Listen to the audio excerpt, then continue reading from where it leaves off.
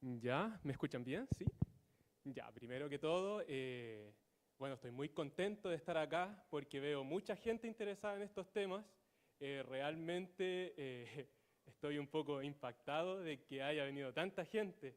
Eh, Esperaba que viniera gente, pero no tanta gente. Y eso realmente me alegra mucho porque este es un tema que, como van a ver aquí, debería interesarnos a todos, ya que si bien la sordera y la discapacidad auditiva es un tema que tiene mucho que ver con leyes, que tiene que ver con educación, también tiene mucho que ver con salud pública.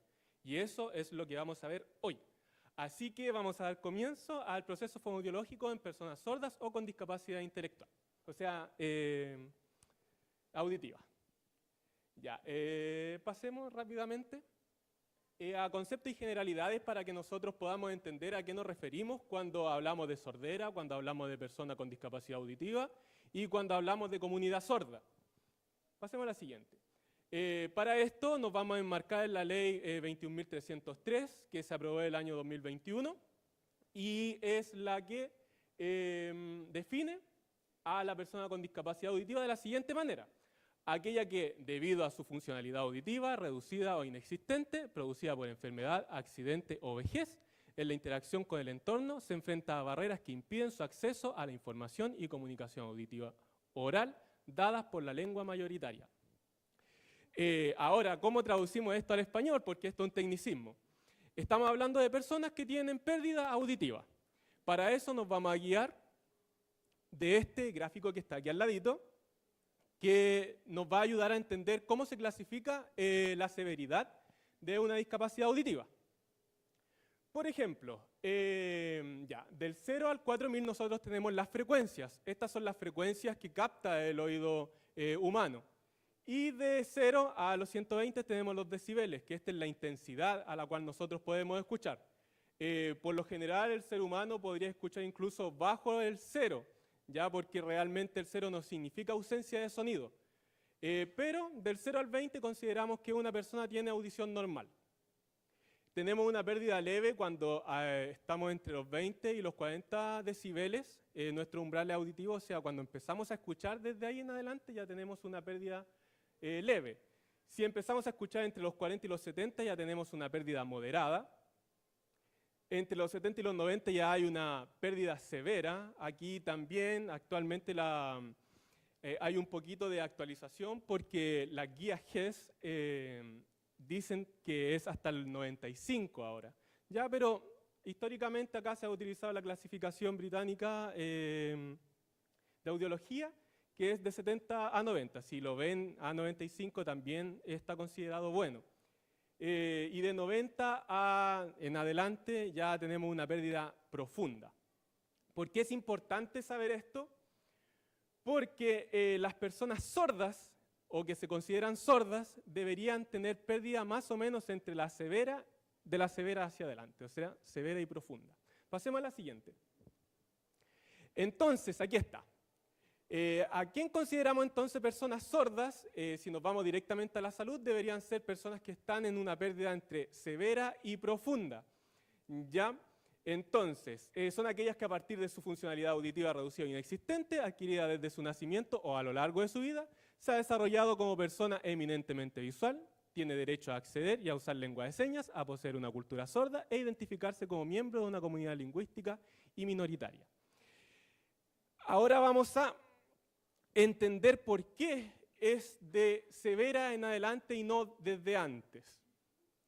Si vemos este gráfico que está acá, podemos ver esa parte amarillita que es como un plátano y vamos a ver que hay muchos sonidos. Por ejemplo, aquí tenemos el sonido de una escopeta, tenemos el sonido de un avión, sonidos muy fuertes. Allá arriba hay sonidos muy bajos como el del refrigerador, como el canto de los pájaros. Pero más o menos entre los 0 y los 70 decibeles aparecen los sonidos del habla, que son los sonidos con los cuales nosotros nos comunicamos. Todos.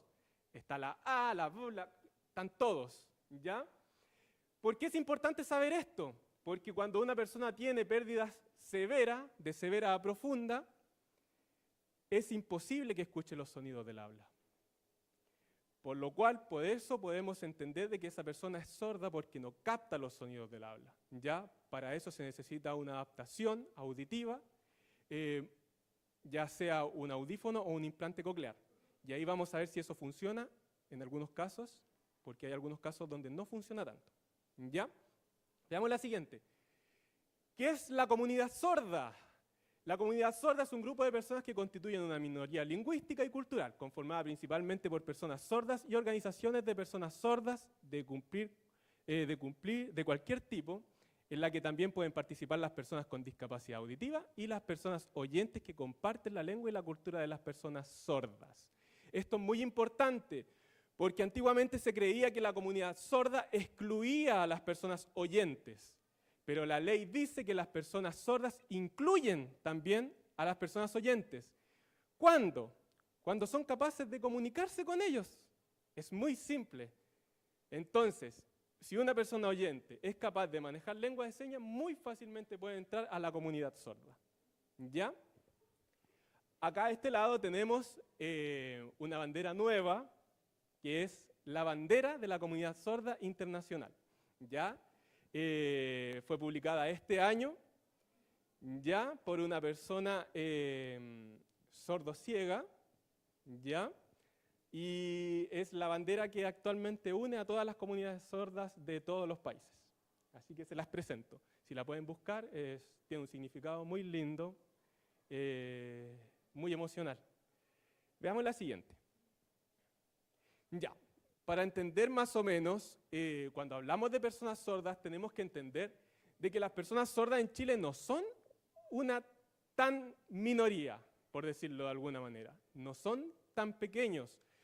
Se estima, según el segundo estudio nacional de la discapacidad en el año 2015, que existen alrededor de 2.832.818 personas con discapacidad, de las cuales el 27,3% presenta discapacidad auditiva, ¿ya?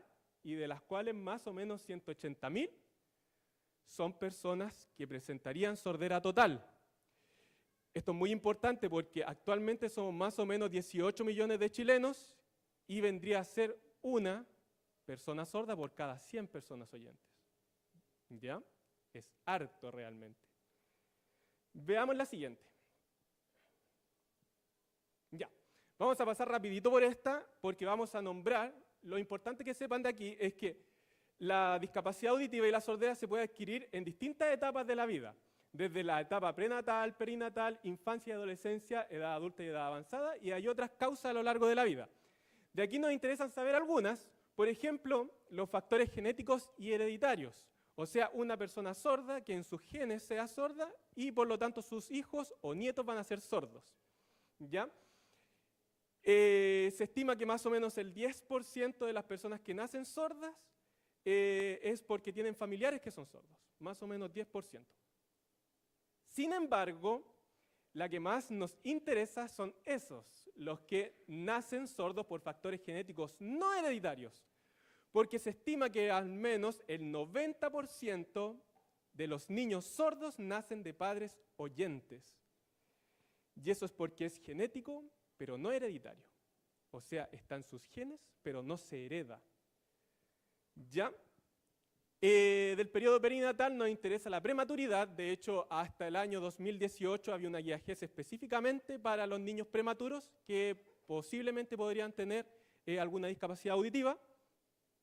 Infancia y adolescencia, muy importante las otitis, que si son muy recurrentes pueden provocar un déficit auditivo. La meningitis, que es una de las grandes causas de adquirir sordera en la etapa niño, ya entre la primera etapa de la infancia y la adolescencia.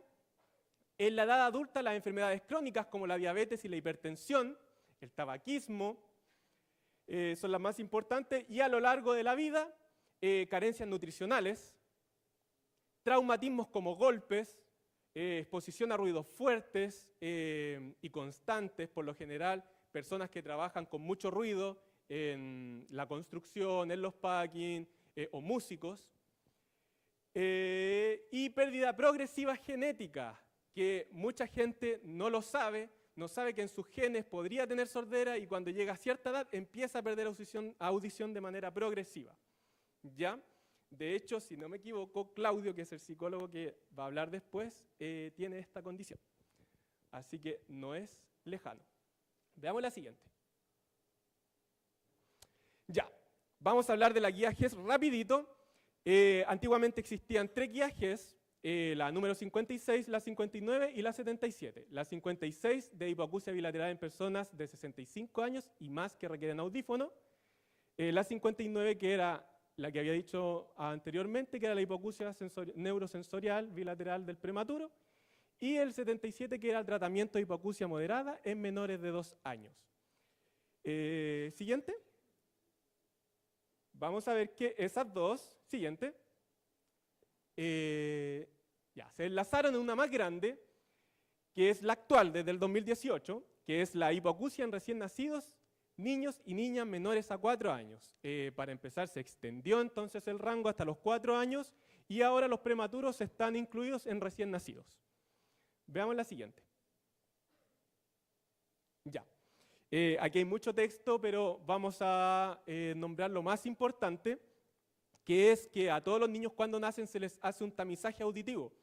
Ya, dependiendo de cómo salga eso, se van a hacer nuevos estudios y después se va a diagnosticar el tipo de hipoacusia que tenga, el tipo de pérdida. De aquí lo más importante es que la guía en el tratamiento dice específicamente que frente a una hipoacusia sensorio-neural bilateral severa o profunda, el Ministerio de Salud sugiere adicionar lengua de señas a la metodología vía auditivo-verbal por sobre la metodología solamente por vía auditivo-verbal. Esto es muy importante porque está dentro de las guías de salud chilenas. Ya, esto no es algo que se nos ocurre a nosotros, no es algo que uno elija o no tener. Esto está dentro del Ministerio de Salud. Veamos la siguiente. Ya. ¿Cuál es la relación de la sordera según padres e hijos? Esto era lo que había dicho anteriormente, que según la Organización Mundial de la Salud y otras organizaciones de la salud a nivel internacional, se estima que al menos el 90% de los niños sordos nacen de padres oyentes. Después vamos a ver que eso causa un poquito de problemática. Lo vamos a ver más adelante. Y curiosamente también las estadísticas internacionales indican que el 90% de los hijos de padres sordos nacen oyentes.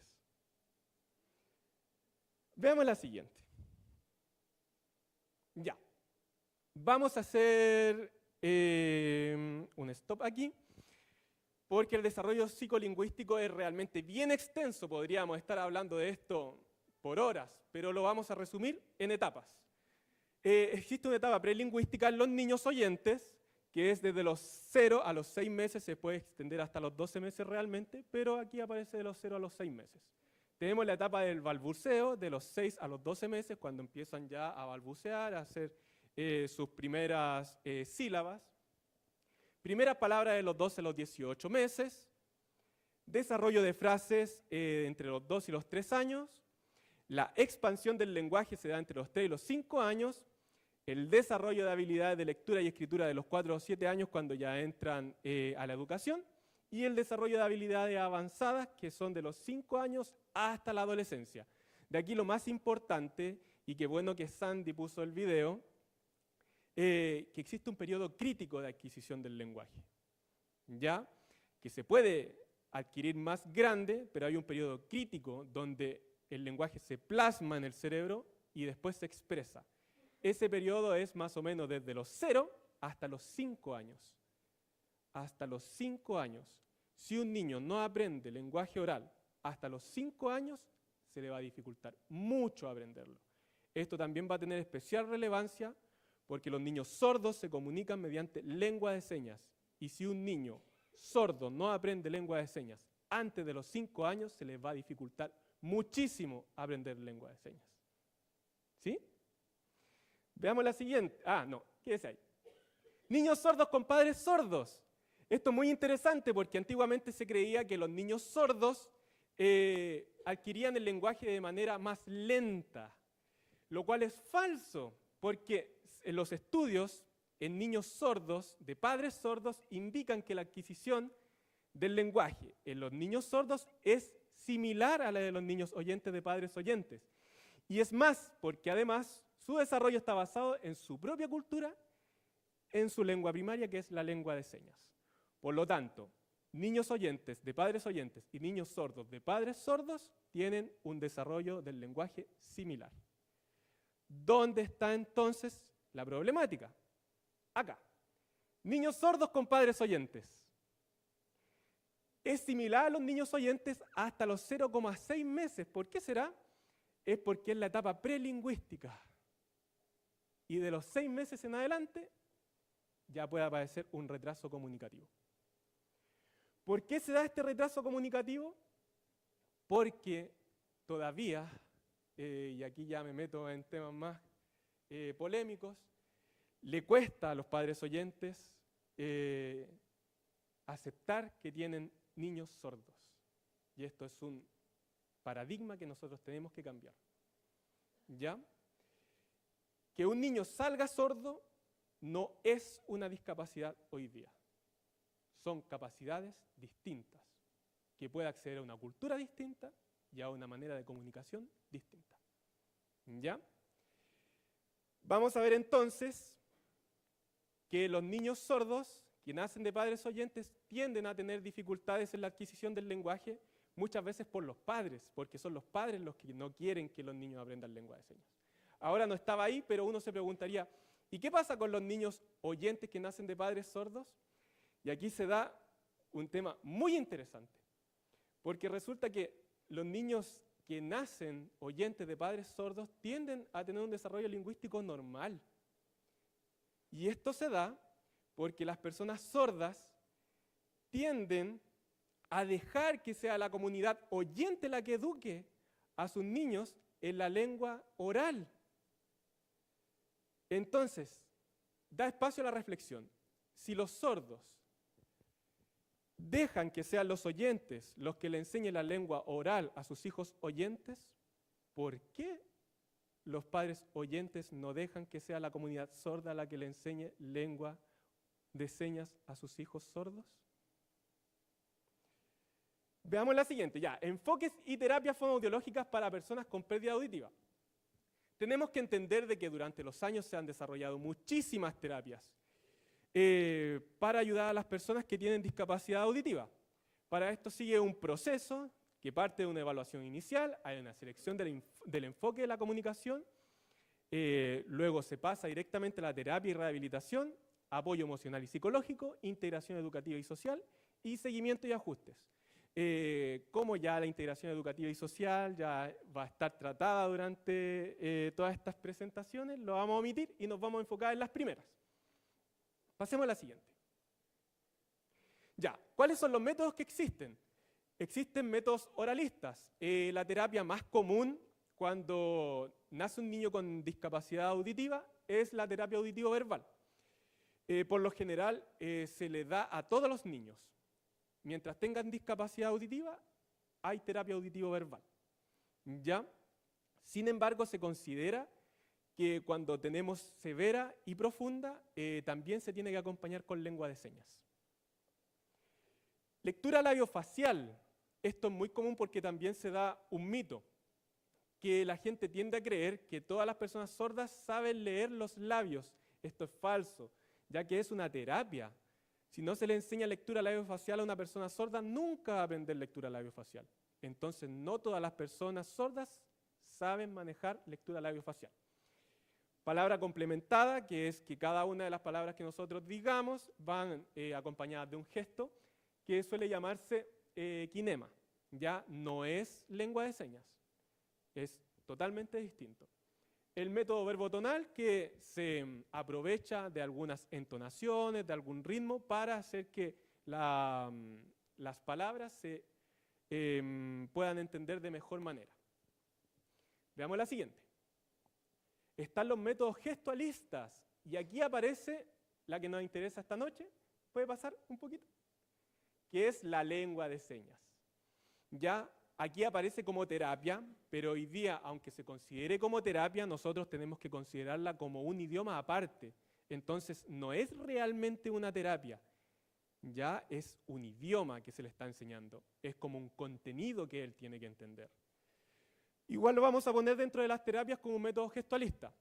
La dactilología, y esto es muy importante, porque la dactilología es el alfabeto que es muy común de lengua de señas, que hoy día está dentro de la lengua de señas, realmente. Antiguamente era como un sistema aparte, pero hoy día se considera que está dentro. ¿Ya? Veamos la siguiente. Métodos mixtos, y aquí aparece otra que nos interesa mucho, y también la vamos a apretar ahí, que es el bilingüismo, ya que hace referencia a niños sordos que aprenden lengua de señas y que también aprenden lengua oral o lengua en español escrita. Ya tenemos la comunicación total que engloba todas estas otras terapias, lectura labiofacial, la lengua de señas, el lenguaje oral, entonces es muy grande y muy complejo, pero a día de hoy es la comunicación que tiende a tener más recursos para las personas sordas. Veamos la siguiente. Está la logogenia, que estaba... Estos son otros métodos. Está la logogenia, que era la que también dijo Sandy, esto de ir haciendo dibujos con palabras y después formando frases y oraciones con estos dibujos. Y la musicoterapia, que es relativamente nueva, que también se apoya en ritmos, en sonidos, en canciones para poder lograr una mejor terapia oral. ¿Ya? Pasemos a la siguiente. Nunca olvidar que todas las terapias llevan consigo terapia psicoemocional. Ya la pérdida auditiva por lo general provoca algunos pensamientos que suelen pasar a mayores, por lo tanto siempre se tiene que llevar un apoyo psicoemocional. ¿De quién? El terapeuta adecuado, puede ser un psicólogo, algún psiquiatra, etc. Siempre y cuando sea terapia de apoyo psicoemocional. Veamos la siguiente. Ya. Vamos a entender entonces cuál es el rol de la fonoaudiología en la lengua de señas. Veamos la siguiente. Ya. Para eso vamos a definir rápidamente que la lengua de señas chilena es la lengua natural y propia de las personas que son miembros de la comunidad sorda en Chile. Esta es una lengua de naturaleza gestual y los mensajes se reciben por medio de la visión. Ya, muy importante aquí, para adquirir la lengua de señas, la bibliografía nos dice de que las personas tienen que estar cara a cara. Ya no se puede aprender de un libro, se tiene que aprender de otra persona que nos esté enseñando lengua de señas, principalmente de una persona sorda. Veamos la siguiente.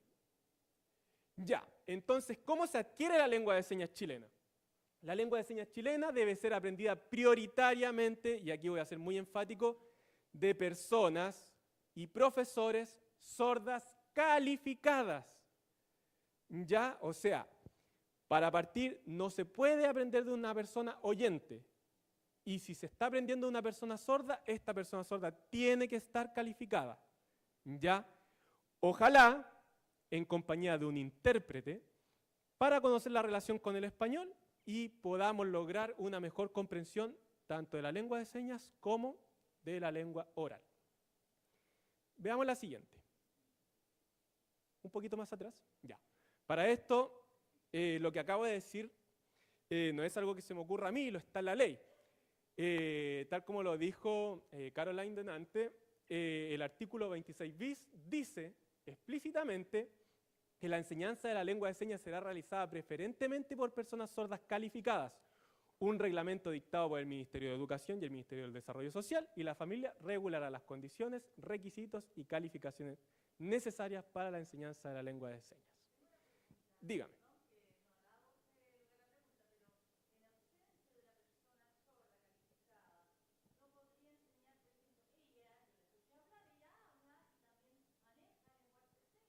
Ya. Ya. Sí, ya. Es que podría responderlo ahora, pero es que va a ser respondido en la tarde. Sí, entonces, no sé si quiere que le dé la respuesta rapidita o quiere esperar mejor a la respuesta más profunda que va a dar Juan Gabriel, seguramente. ¿Ya? ¿Sí? Ya. Entonces esperamos a Juan Gabriel. Él es el experto aquí. Ya, veamos la siguiente. ¿Sí? Ah, ya. Entonces, ¿cuál es el rol del fonoaudiólogo si él no puede enseñar lengua de señas? Apoyo. Es muy sencillo realmente. La colaboración entre los fonoaudiólogos y la comunidad sorda es fundamental. Me gustó mucho delante cuando la Sandy dijo que éramos el amigo. Yo diría que es más que eso, somos el mejor amigo. Ya tenemos que tomar eso como algo propio. Realmente nosotros, de todas las disciplinas de la salud, somos la que deberíamos estar más cercana a la comunidad sorda porque somos los expertos en la comunicación. Entonces somos nosotros los que tenemos que tomar la batuta y acercarnos a las comunidades sordas, hacer trabajo en conjunto y sacar adelante toda esta cantidad de proyectos que se pueden sacar adelante. ¿Ya? Entonces el fonoaudiólogo desempeña prácticamente roles de apoyo. Podemos apoyar en asociar la lengua de señas con la lengua oral en español. Podemos también ser intérpretes, pero eso va a depender del fonoaudiólogo. Todas las terapias que yo nombré delante, todas se necesita capacitación. La lengua de señas también necesita capacitación. Entonces nosotros fácilmente podemos ser intérpretes, pero para eso necesitamos acercarnos a las comunidades sordas, necesitamos interesarnos por la lengua de señas. Veamos la siguiente. Ya, vamos a pasar rápidamente por esto que es muy importante entender y quiero que esto quede muy clarito. Hay muchos mitos lingüísticos alrededor de la lengua de señas y de la cultura sorda. Y quiero que hoy día desmitifiquemos, si no todos, la mayoría. Las personas sordas, todas las personas sordas usan la lengua de señas. Esto es muy falso. Ya va a depender mucho de su historia. Puede que no haya podido acceder a la lengua de señas y por lo tanto no usa lengua de señas. O puede que use una lengua de señas rudimentaria o no completa, ¿ya? Entonces, no necesariamente porque una persona sea sorda, realmente va a saber lengua de señas. Va a depender mucho de si tuvo la oportunidad de acceder a ella. Las personas sordas también son mudas, por eso usan lengua de señas. Antiguamente estaba este término coloquial, hoy día, que es el sordo mudo. No existen los sordomudos, y si existen es muy escaso. Podría darse cuando tenemos tal vez una fisura labiopalatina que sea muy profunda y que también altere el aparato fonatorio. Ahí podríamos tener una persona sordomuda, pero es muy difícil, muy difícil. Por lo general, las personas sordas tienen su aparato fonatorio normal, ¿ya? Si bien la lengua de señas permite la comunicación sin la necesidad de fonar, no necesariamente esto significa que las personas sordas tengan problemas al fonar. La lengua de señas es universal. Nos gustaría porque aprenderíamos e iríamos a todos los países y hablaríamos lengua de señas, pero no. Resulta que todas las lenguas de señas por país es distinta. Así como cada país tiene su propio idioma o su propia adaptación del español, lo mismo es la lengua de señas, ¿ya? Entonces la lengua de señas, por ejemplo, española no va a ser igual a la británica o a la estadounidense o a la peruana y así. Pasemos a la siguiente.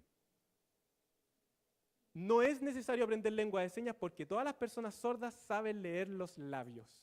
Esta es una muy común y no es así. Ya dijimos que la lectura de labios es una terapia y por lo tanto se necesita aprender.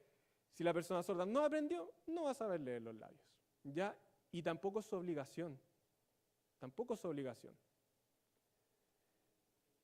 No es necesario estudiar para aprender lengua de señas porque es como la mímica. Esto también lo he escuchado mucho, que si uno hace mímica, la persona sorda nos va a entender. Lo encuentro un poco tonto. Porque la lengua de señas tiene su propia estructura, tiene su propio vocabulario y tiene su propia gramática, por lo cual es una lengua compleja. No es fácil de aprender, se necesita aprender de una persona o un profesor sordo. La lengua de señas es una forma primitiva de comunicación. Lo acabo de decir, es una forma muy compleja de comunicación porque puede expresar sentimientos, pensamientos psicológicos, todo tipo de descripciones. Realmente es una lengua muy acabada y muy compleja, que tiene su propia gramática y su propio vocabulario. Las personas sordas que se comunican mediante lengua de señas no pueden tener éxito en la educación o en el mundo laboral. Muy comúnmente antes se creía que si un niño nacía sordo, no iba a tener mucha educación. Hoy día se sabe que la lengua de señas es la puerta a la educación, a adquirir más conocimiento, y hoy día hay personas sordas que saben lengua de señas que son profesionales. Entonces la lengua de señas es la llave, ¿ya?, para la educación. Veamos la siguiente, porque vamos a ver el mito más importante. El mito del retraso del lenguaje en la lengua oral. Y lo voy a leer. Un mito ampliamente extendido a través de los años, incluso entre profesionales de la salud, es la idea de que la adquisición de la lengua de señas retrasa o impide el aprendizaje de otras lenguas y de la comunicación oral en general. Ya, ¿por dónde partimos? Por la historia. Veamos la siguiente. Vamos a contextualizar el mito. Para entender el mito, tenemos que entender cuál era el enfoque que tenía la salud antiguamente. Para eso necesitamos entender cuál era el modelo biomédico. El modelo biomédico era el modelo predominante antiguamente en la salud. Y tenía algunos problemas. Por ejemplo, el enfoque en la corrección o en la curación. Si el niño nacía sordo, había que curar esa sordera.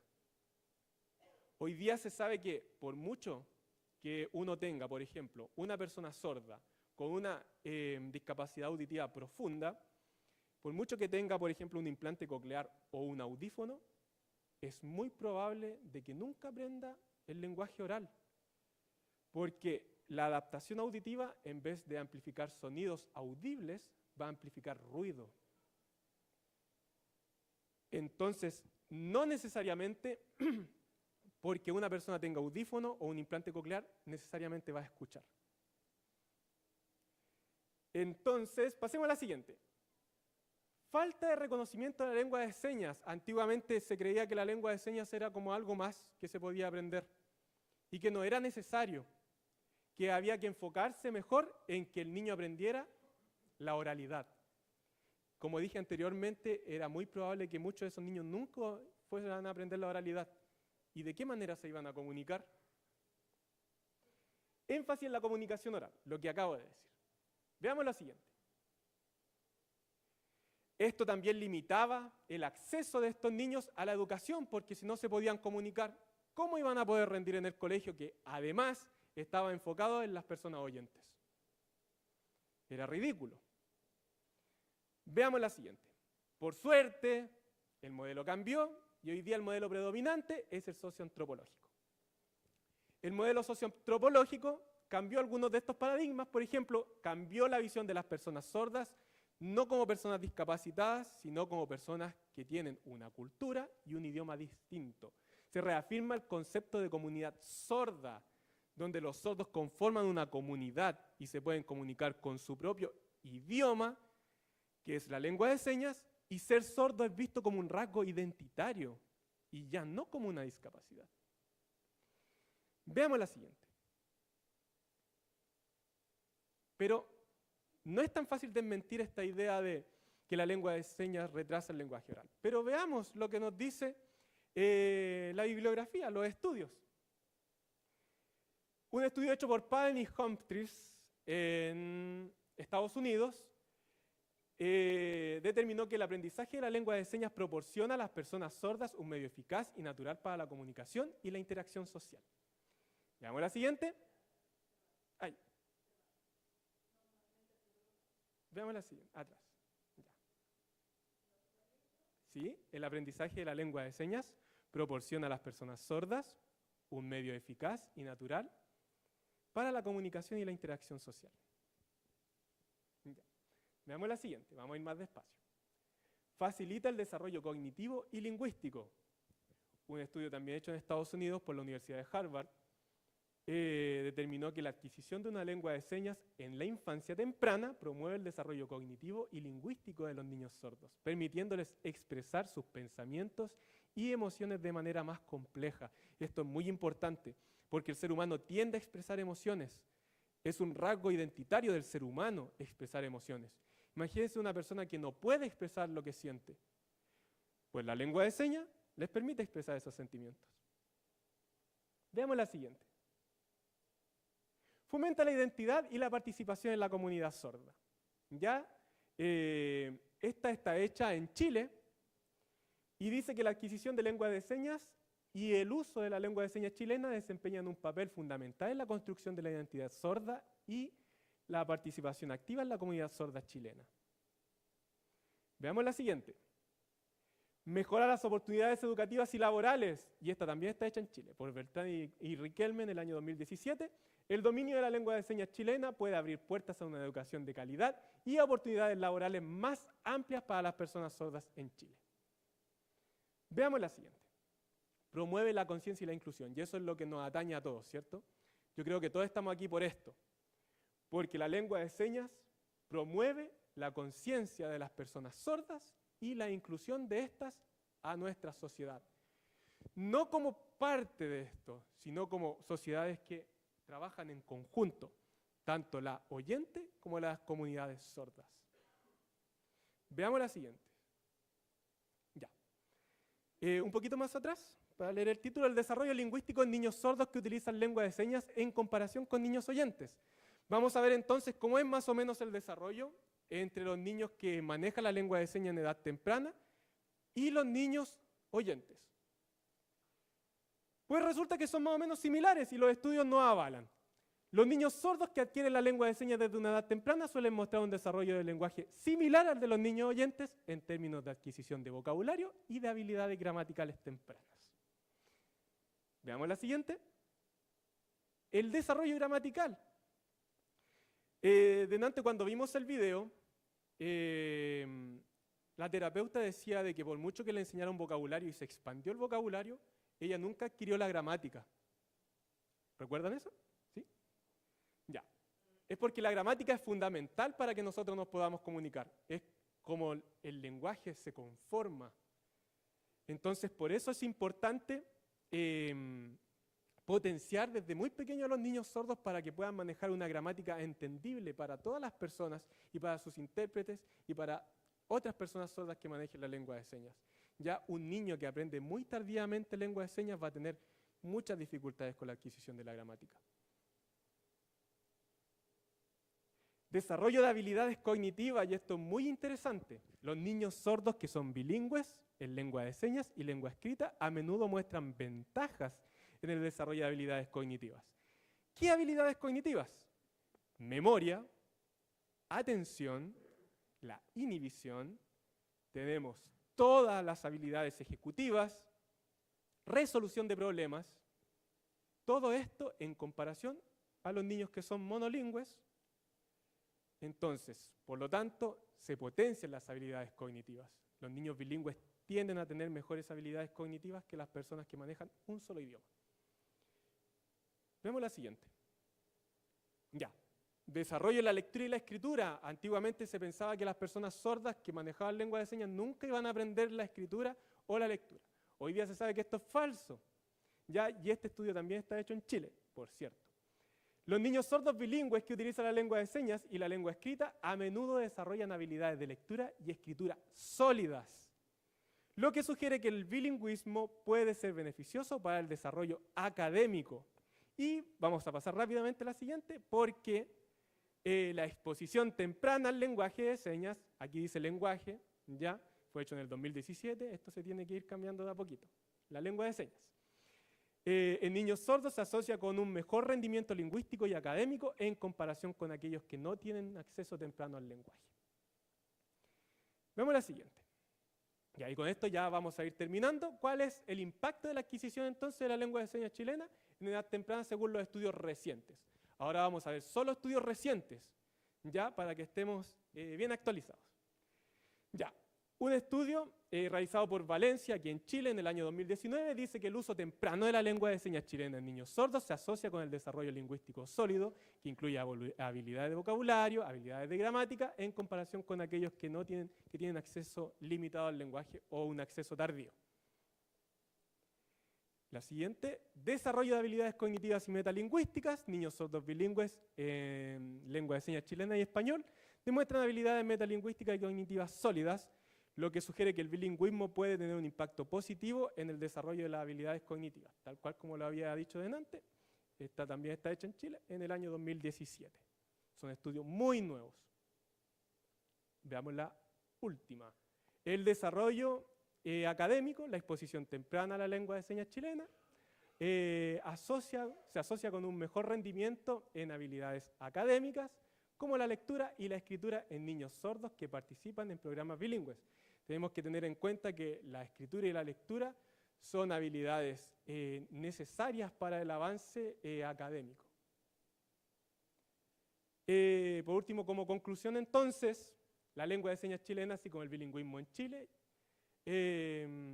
puede tener beneficios significativos para la comunidad sorda y para las personas en general, ¿ya?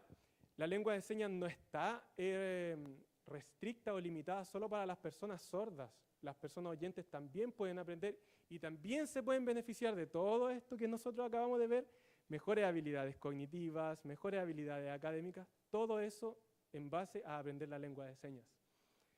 La investigación del impacto en Chile ha ido aumentando. Hace algunos años atrás, Chile hacía muy pocos estudios en cuanto a la lengua de señas. Hoy día somos uno de los primeros, estamos entre los primeros 5 países que más estudios en cuanto a lengua de señas se hacen a nivel americano. Existe una gran cantidad de mitos falsos que han dañado mucho a las personas sordas y a la comunidad sorda en general, pero depende de nosotros saber estudiar para saber que estos mitos son falsos. De hecho, la literatura actual indica que todos estos mitos que vimos anteriormente son todos falsos. Y por último, es importante promover la comprensión y el respeto de la lengua de señas y las culturas sordas para combatir la discriminación y fomentar la inclusión. Ahí está toda la bibliografía, son como 3 hojas y muchas gracias por su atención. Agradecemos a Esteban por su buen tema, por su buena exposición.